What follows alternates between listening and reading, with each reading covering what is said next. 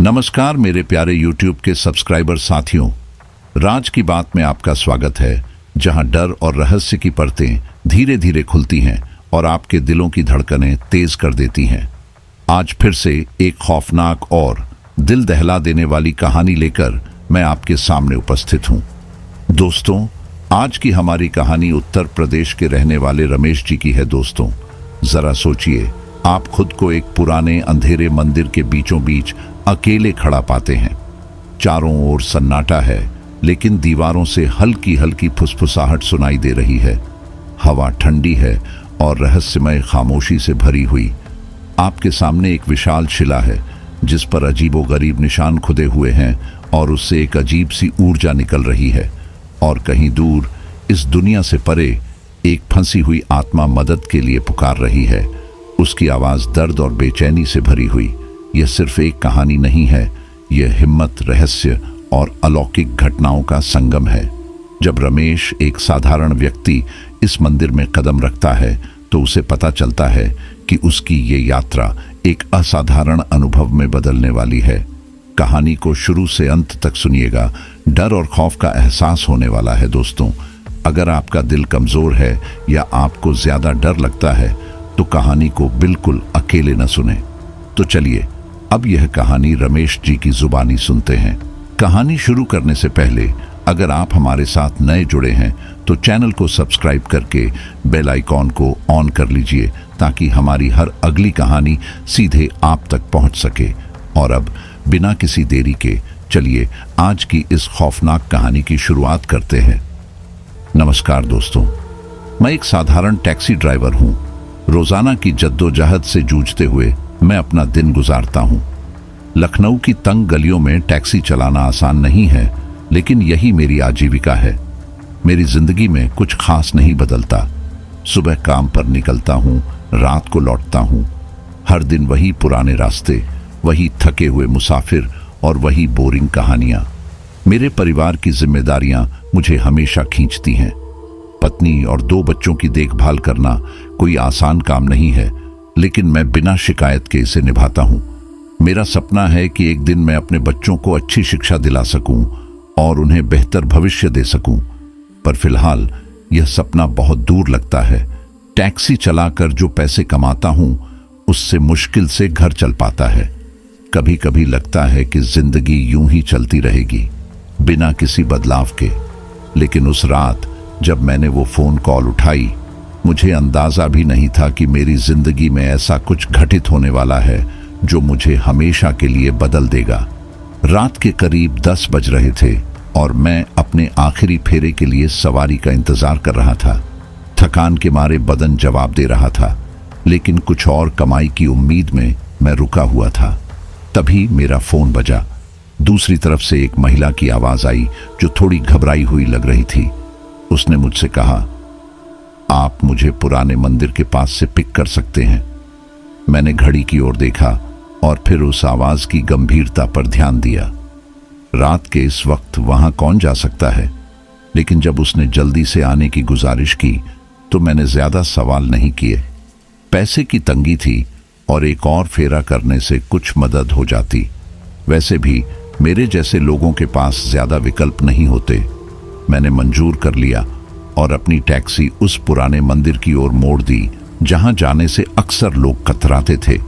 इस कॉल में कुछ तो अजीब था, लेकिन मैंने ज्यादा ध्यान नहीं दिया। सिर्फ पैसे कमाने की जल्दी थी। जैसे ही मैं मंदिर की ओर बढ़ा, मेरे मन में हल्का सा संदेह जागने लगा। यह मंदिर शहर के सबसे पुराने हिस्से में स्थित था, जहां बहुत कम लोग रात को जाने की हिम्मत करते थे। बचपन से मैं इस जगह की कहानियां सुनता आया था। कहते थे कि यहाँ कुछ अजीब घटनाएं होती हैं, लोग गायब हो जाते हैं या फिर उनकी याददाश्त चली जाती है।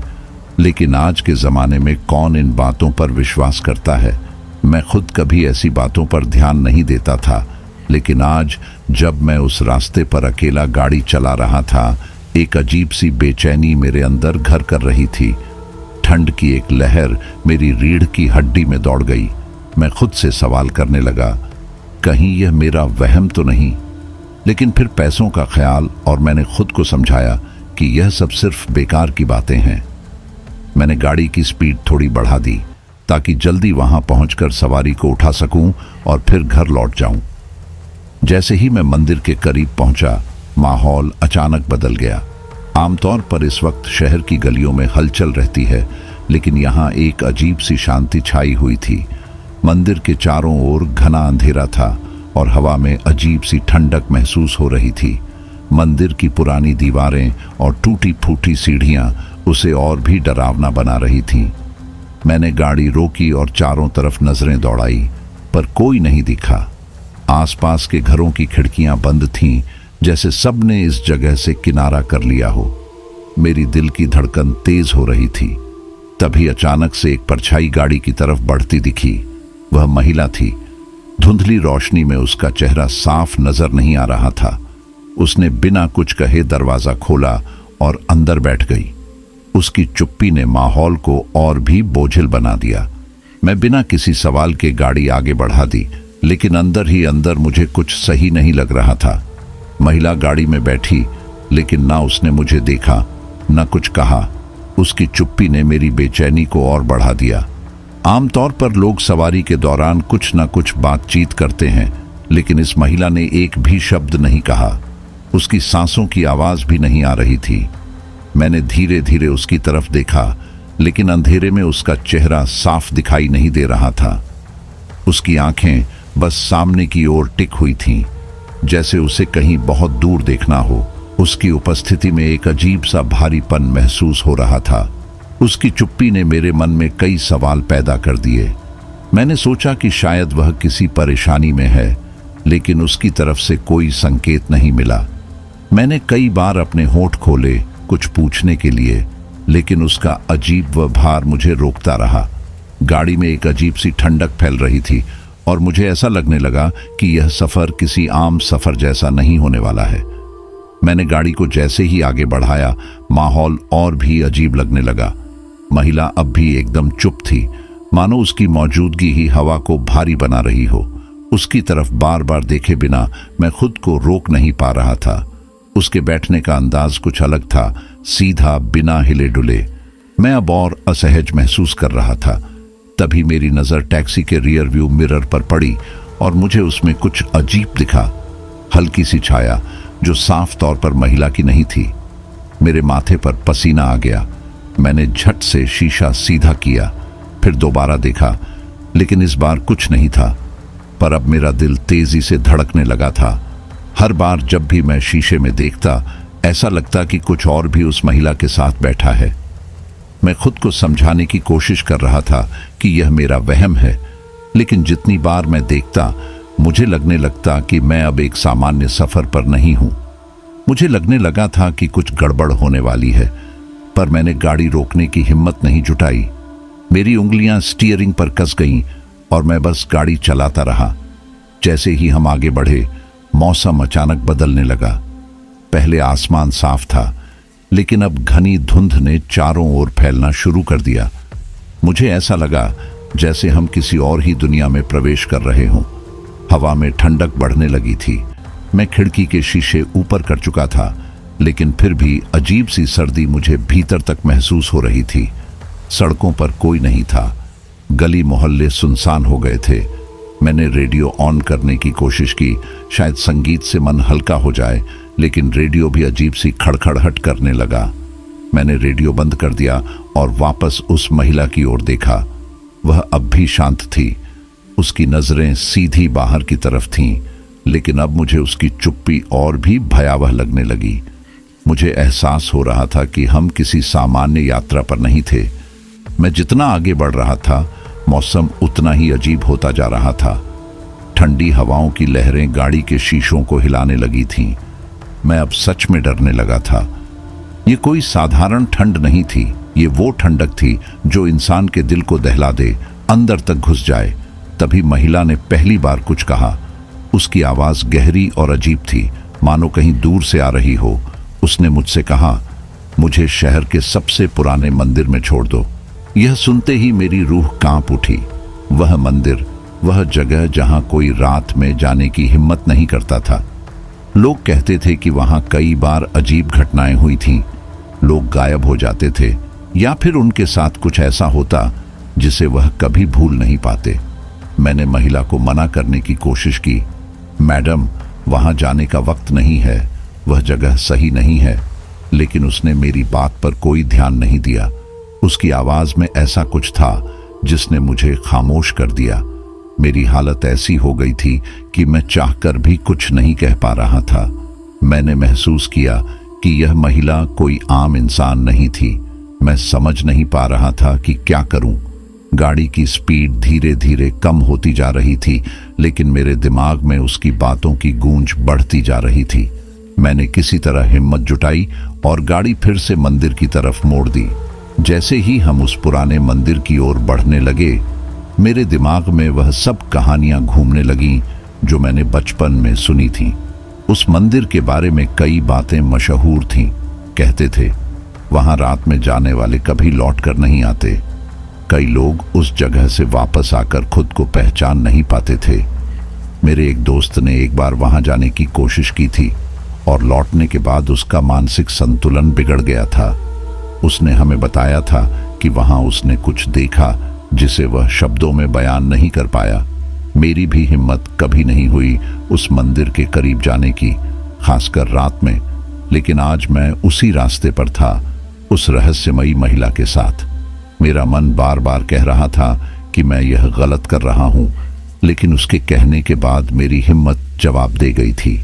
मुझे अब कुछ समझ नहीं आ रहा था। मेरे हाथ पांव ठंडे पड़ने लगे थे।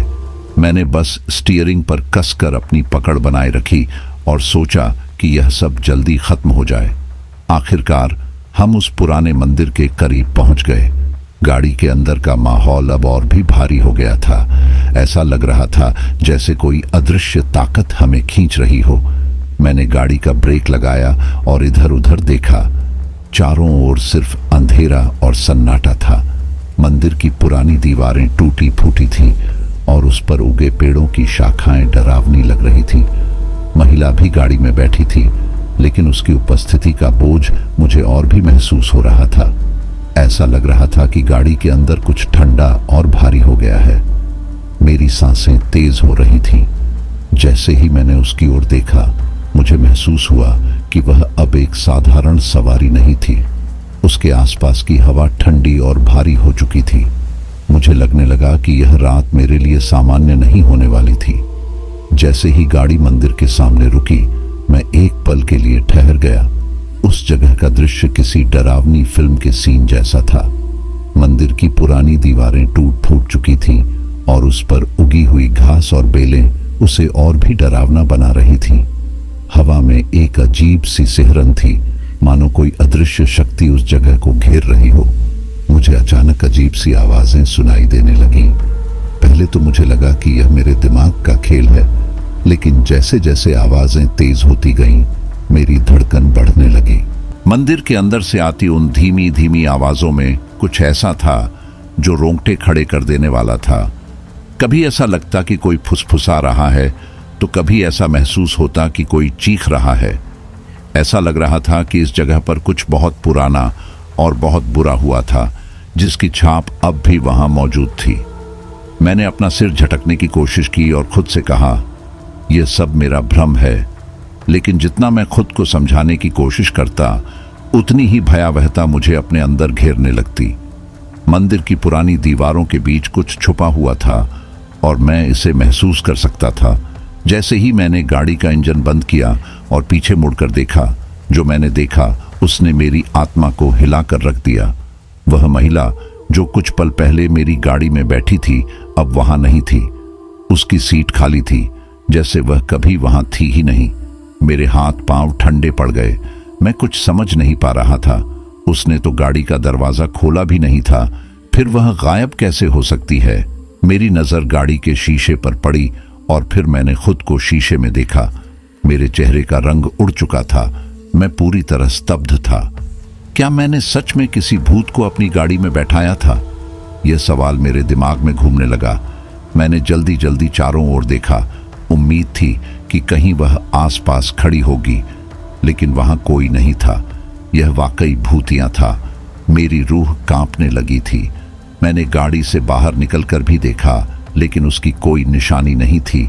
ऐसा लग रहा था कि वह महिला या जो भी वह थी हवा में घुलकर गायब हो गई हो। मेरा दिल जोरों से धड़कने लगा और मैं समझ नहीं पा रहा था कि मुझे अब क्या करना चाहिए। जैसे ही मैं उस खाली सीट को देख रहा था, मुझे इस मंदिर के बारे में सुनी हुई कहानियां याद आने लगी। बचपन में मैंने और मेरे दोस्तों ने कई बार इस मंदिर के बारे में बातें सुनी थीं। कहते थे कि कई साल पहले यहाँ कुछ अजीब हुआ था। ये मंदिर कभी बहुत मशहूर हुआ करता था, लेकिन अचानक से इसे बंद कर दिया गया। कारण कोई नहीं जानता, पर लोग कहते थे कि इस मंदिर में एक बार किसी साधक ने भूत प्रेतों की शक्तियों को नियंत्रित करने की कोशिश की थी, जो बाद में बेकाबू हो गईं। तब से लेकर आज तक लोग इस जगह से दूर रहते हैं। रात को तो कोई यहाँ फटकने की भी हिम्मत नहीं करता। जिन लोगों ने यहाँ आने की कोशिश की वह या तो गायब हो गए या फिर उनका दिमाग पूरी तरह से खराब हो गया। मैंने हमेशा इन कहानियों को मजाक समझा था, लेकिन अब जब मैं खुद इस मंदिर के सामने खड़ा था और घटनाओं का सामना कर रहा था, मुझे यकीन होने लगा था कि इसमें कुछ सच्चाई है। मेरे शरीर में कंपी दौड़ गई। मैं इस जगह से जितनी जल्दी हो सके निकलना चाहता था। जैसे ही मैंने गाड़ी स्टार्ट करने की कोशिश की, कुछ अजीब हुआ।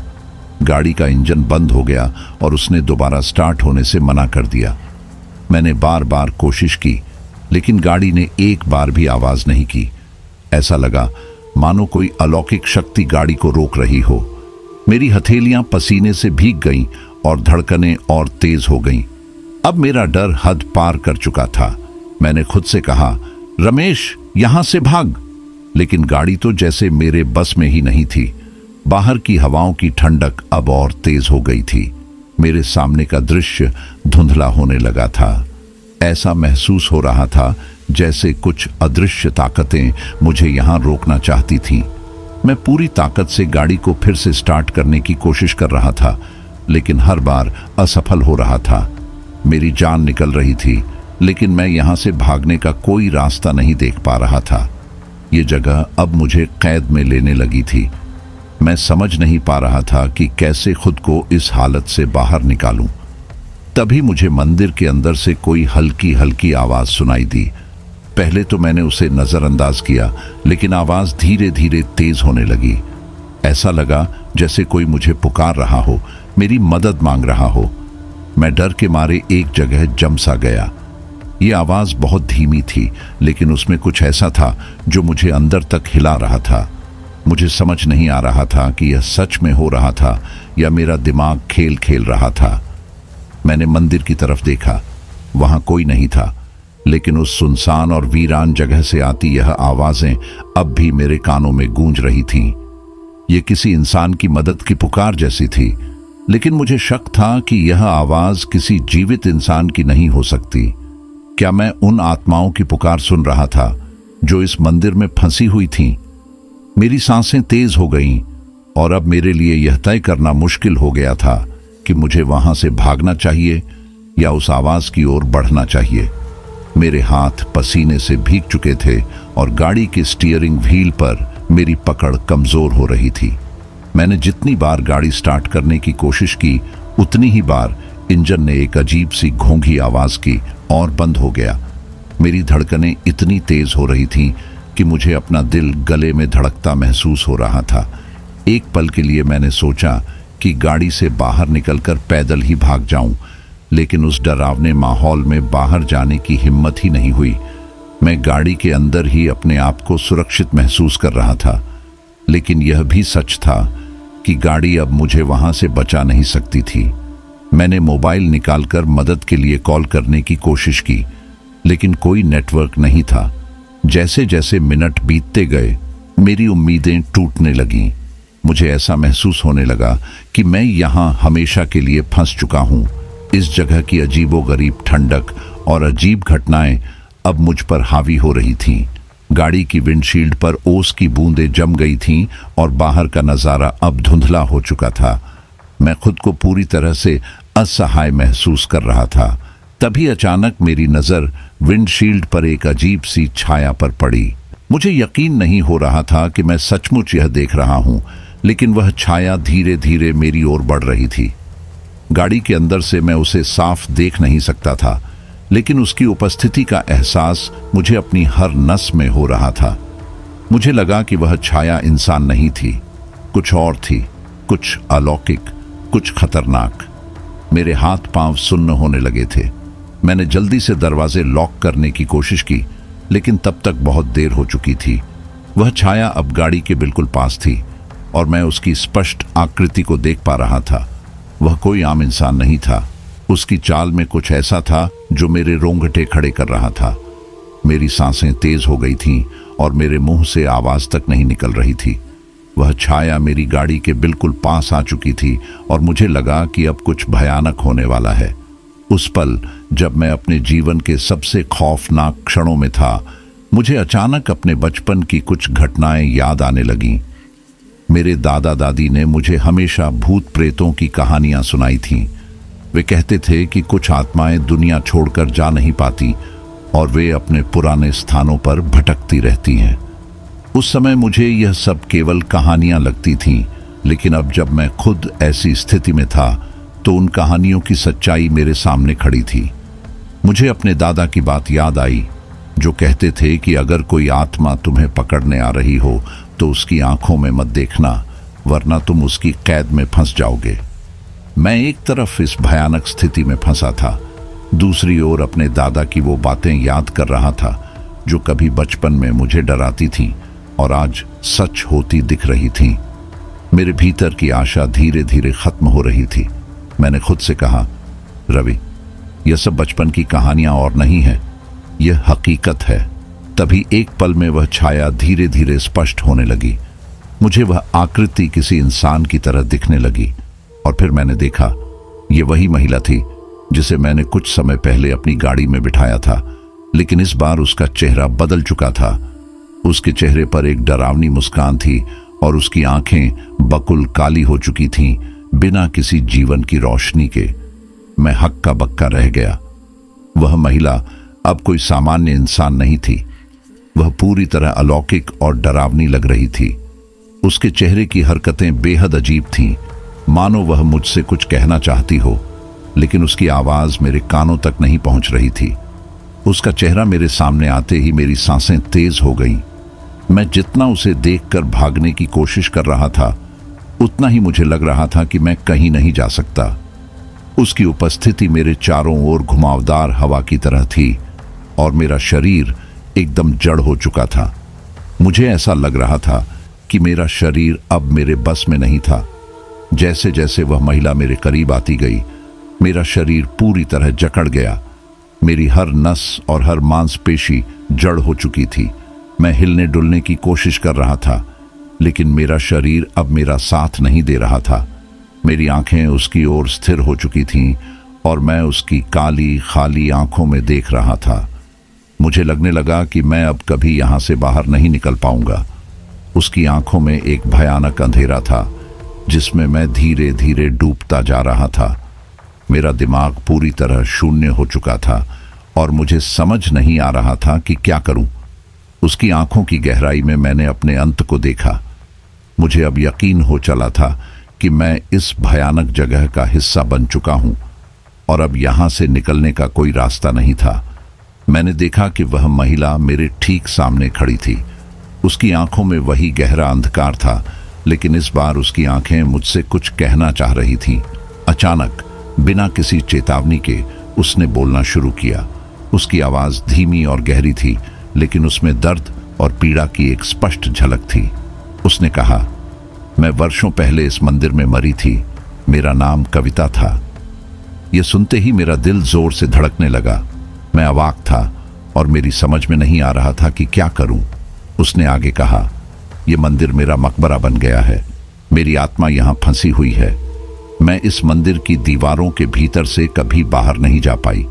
हर रात मुझे इसी तरह किसी की मदद की तलाश रहती है, लेकिन कोई भी मुझे मुक्ति नहीं दिला पाया। उसकी बातों में जो दर्द था वह मुझे अंदर तक हिला गया। मैं अब तक सिर्फ अपने डर से लड़ रहा था, लेकिन मेरे सामने एक और हकीकत खड़ी थी, एक आत्मा जो मुक्ति के लिए तड़प रही थी। मैंने डरते डरते उससे पूछा, तुम तुम क्या चाहती हो मुझसे? मेरा गला सूख चुका था और मेरी आवाज कांप रही थी।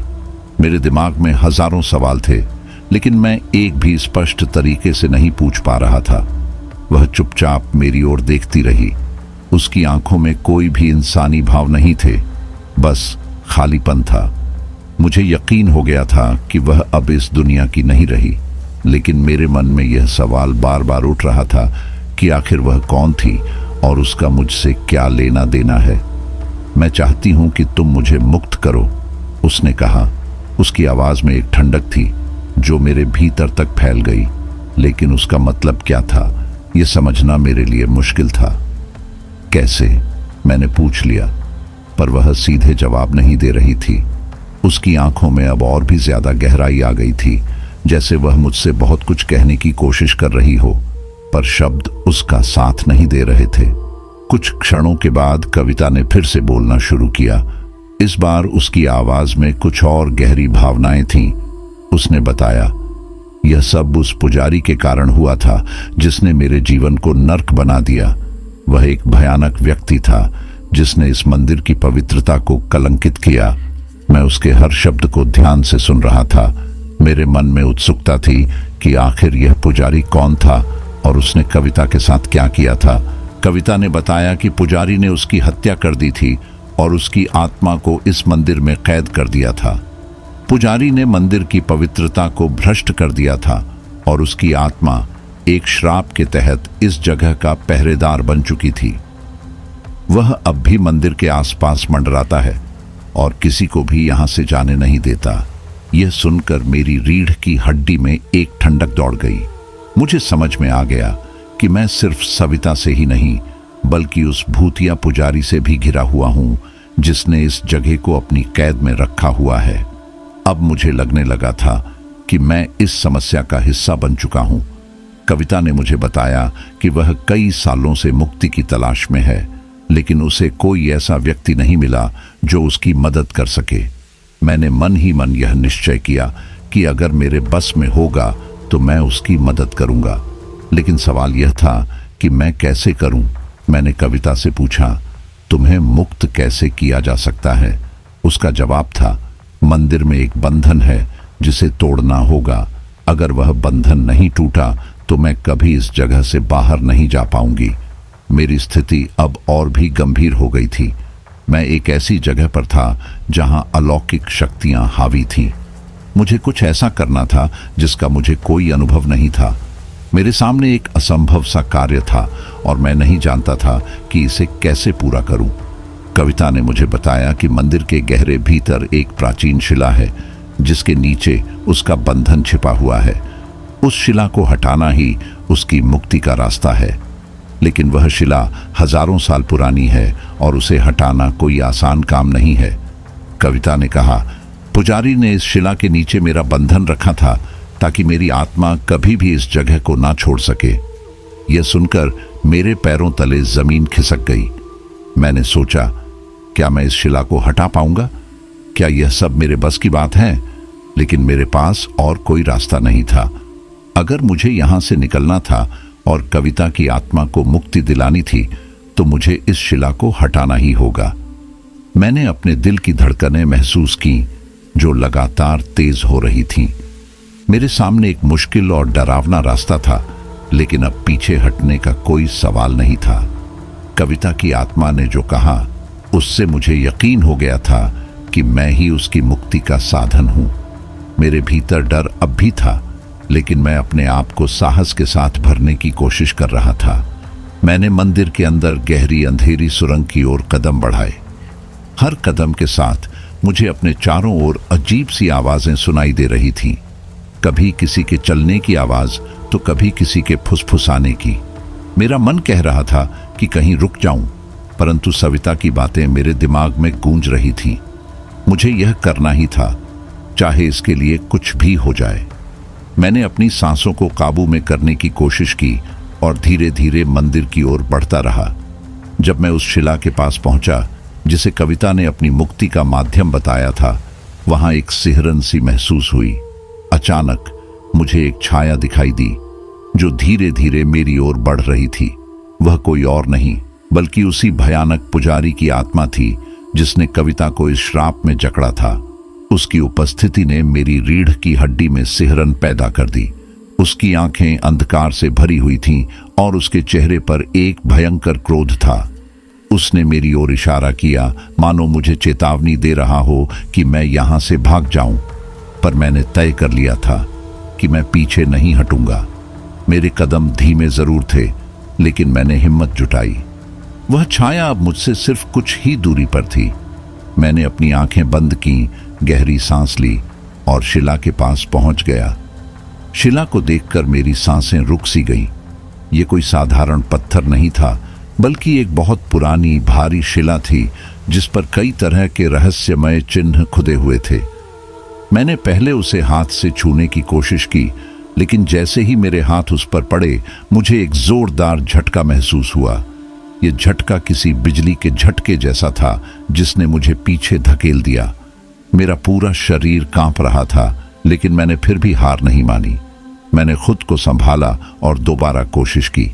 शिला को हटाना इतना आसान नहीं था। जैसे ही मैं उसे छूने की कोशिश करता, एक अदृश्य शक्ति मुझे रोकने लगती। यह शक्ति उस पुजारी की थी जो नहीं चाहता था कि सविता मुक्त हो।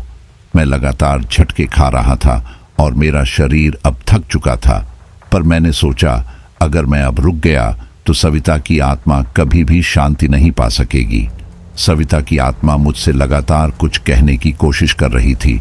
उसकी आवाज अब और भी ज्यादा दर्द भरी हो गई थी। वह चिल्ला रही थी, मुझे बचाओ, मैं इस श्राप से मुक्त होना चाहती हूं। लेकिन उसकी आवाज में कुछ ऐसा था जैसे उसे भी इस प्रक्रिया में पीड़ा हो रही हो। मुझे एहसास हुआ कि जितनी तकलीफ मुझे हो रही थी, उतनी ही सविता को भी हो रही थी। उसकी आत्मा पुजारी के श्राप से इतनी मजबूती से जकड़ी हुई थी कि उसे मुक्ति मिलने में दर्द सहना पड़ रहा था। मैं जानता था कि यह श्राप उसकी आत्मा को बुरी तरह प्रभावित कर रहा है, लेकिन मुझे यह भी मालूम था कि अगर मैंने यह शिला नहीं हटाई तो सविता कभी भी शांति नहीं पा सकेगी। उसकी आवाज मेरे कानों में गूंज रही थी और मेरे भीतर एक अजीब सी ताकत आ गई थी। मैंने पूरी ताकत लगाकर शिला को हटाने की आखिरी कोशिश की। आखिरकार कई कोशिशों के बाद मैंने शिला को हिलाने में सफलता पाई। जैसे ही शिला अपने स्थान से हटी, एक तेज प्रकाश निकला जो पूरे मंदिर को रोशन कर गया। उस प्रकाश के साथ ही मैंने देखा कि कविता की आत्मा धीरे धीरे मुक्त हो रही थी। उसकी आंखें अब शांत थीं और उसका चेहरा उस दर्द से मुक्त हो चुका था जिसे वह इतने सालों से झेल रही थी।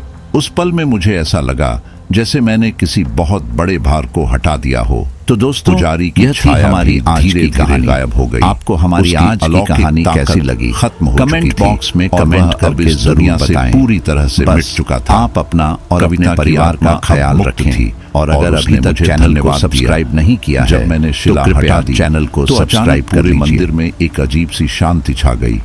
मेरे चारों ओर की अंधेरी और ठंडी हवा अब हल्की और गर्म हो गई थी। मंदिर की दीवारें और जमीन भी अब मुझे शांत और आरामदायक लग रही थीं। मेरी सांसें धीरे धीरे सामान्य हो रही थीं और मेरा दिल अब इतनी तेजी से नहीं धड़क रहा था। ऐसा लग रहा था जैसे मंदिर की सारी बुरी शक्तियां खत्म हो गई हों। मंदिर से बाहर निकलते समय कविता की आत्मा की आवाज मेरे कानों में गूंजने लगी। उसकी आवाज अब और भी कोमल और प्यारी लग रही थी। उसने कहा, रमेश, तुम्हारा बहुत धन्यवाद। तुम्हारे बिना मैं कभी भी इस बंधन से मुक्त नहीं हो पाती। अब मैं अपने अगले जन्म की यात्रा पर जा रही हूँ। उसकी आवाज में एक मिठास और शांति थी जो मुझे एक अद्भुत सुकून दे रही थी। मैंने महसूस किया कि उसकी आत्मा अब शांति की ओर बढ़ रही है और वह अपने अगले जन्म की यात्रा पर निकल रही है। तो दोस्तों, यह थी हमारी आज की कहानी। आपको हमारी आज की कहानी कैसी लगी? कमेंट बॉक्स में कमेंट करके ज़रूर बताएं। बस आप अपना और अपने परिवार का ख्याल रखें। और अगर अभी तक चैनल को सब्सक्राइब नहीं किया है तो कृपया चैनल को सब्सक्राइब कर लीजिए।